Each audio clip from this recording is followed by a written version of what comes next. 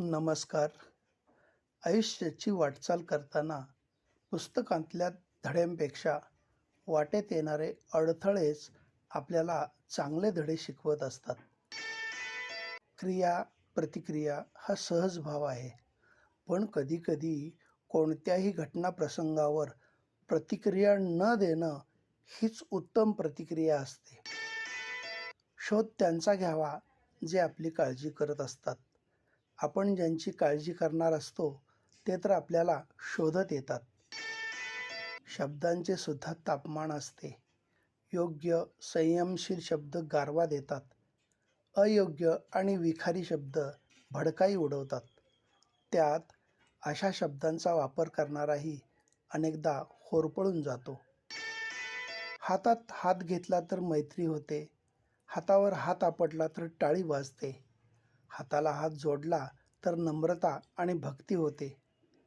कुणाला हात दिला तर ती मदत होते आणि असे मदतीचे अनेक हात एकत्र आले तर अशक्य गोष्टीही शक्य होऊन जातात. दुःख कशामुळे प्राप्त झालं याचं ज्ञान होणं ही दुःखावर मात करण्याची पहिली आणि महत्त्वाची पायरी असते. अशा दुःख देणाऱ्या गोष्टी टाळल्या तर दुःखावर सहज मात करता येते. पण अशा सर्वच गोष्टी आपल्या हातात असतातच असे नाही. आयुष्यात परिस्थितीची जाणीव असेल तर आपली पावलं आपोआपच योग्य दिशेने पडायला लागतात.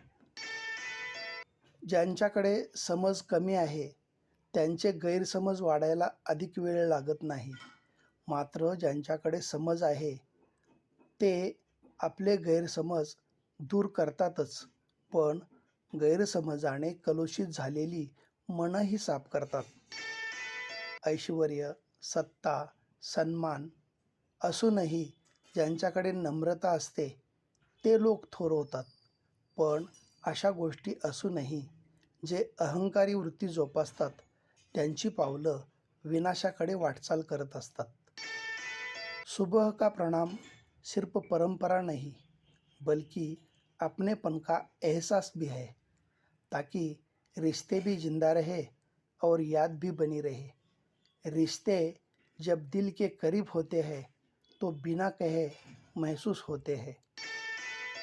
The sun is a daily reminder that we too can rise again. धन्यवाद.